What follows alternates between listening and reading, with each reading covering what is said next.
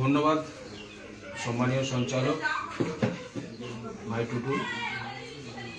আজকে আমাদের এই সম্মাননা জ্ঞাপন যে অনুষ্ঠান, যেটা বাড়ির মধ্যে, যেটা আমাদের সব থেকে প্রিয়, আমাদের মন্দিরের মতো আমরা বিশ্বাস করি, সেই বাড়ির মধ্যে উনি নিজে সম্বর্ধিত হয়েছেন, কোথাও গিয়ে নয়।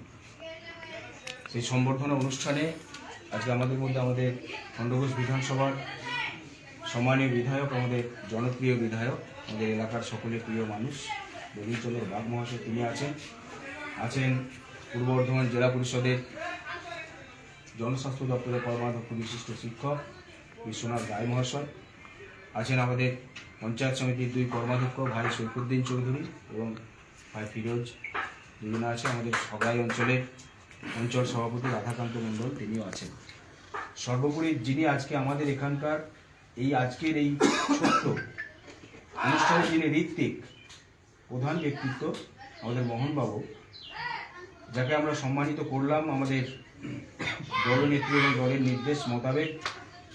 তিনি আমাদের কাছে অত্যন্ত প্রিয় এবং নমস্য ব্যক্তি এই কারণে যে আজকে যে বাংলা আমরা চোখে দেখছি, ভারতবর্ষের বুকে উনি একটা কথা বললেন, what Bengal things today the rest of India things tomorrow. ভারতবর্ষের বুকে আজকে বাংলাকে আমরা যেটা প্রতিষ্ঠা করতে পেরেছি, তার অংশীদার এবং তার ভাগিদার হচ্ছেন উনি।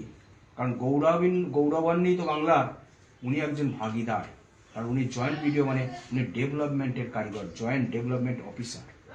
উনি সেই ডেভেলপমেন্টটা করে এসেছেন নিজের হাতে।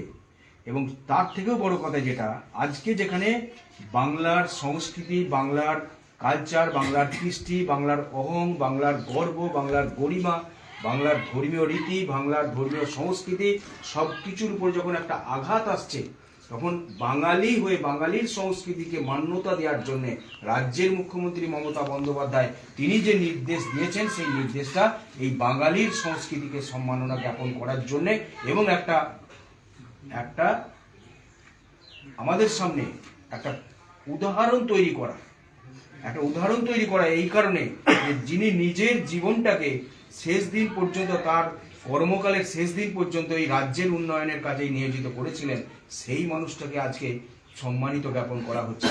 উনি আজকে নিজে বলছেন আমি অসুস্থ, সে অসুস্থ থাকা সত্ত্বেও তাকে মনে রেখেছেন আমার রাজ্য, আমার মুখ্যমন্ত্রী মাননীয় মমতা বন্দ্যোপাধ্যায়, এবং তাকে নির্দেশ দিয়েছেন তার বাড়িতে এসে তাকে সম্মানিত করার জন্য। কারণ আমরা দেখতে পাই যে আজকে আমাদের সমাজের মধ্যে যে মূল্যবোধের অবক্ষয় তৈরি হয়েছে, যে মূল্যবোধের অবক্ষয়ের জন্য আমরা বিভিন্ন জায়গায় অতি বাস্তব, অতি জ্বলন্ত, যে এই রকম বয়সের মানুষ মা বাবাকে আজকে যেখানে বৃদ্ধাশ্রমে ফেলে দেওয়া হচ্ছে, এই সংসারের বোঝা ভেবে, সেই জায়গাতে ওই মানুষদেরকে খুঁজে তাদেরকে সম্মাননা জ্ঞাপন করা, এটা বাংলার সংস্কৃতির প্রতি, বাংলার কালচারের প্রতি, বাংলার কৃষ্টির প্রতি মুখ্যমন্ত্রী মমতা বন্দ্যোপাধ্যায়ের যে একটা সম্মাননা প্রদর্শন, শ্রদ্ধা জ্ঞাপন, এটা হচ্ছে তারই একটা অঙ্গ হিসাবে আজকে আমরা এখানে এসে হাজির হয়েছি।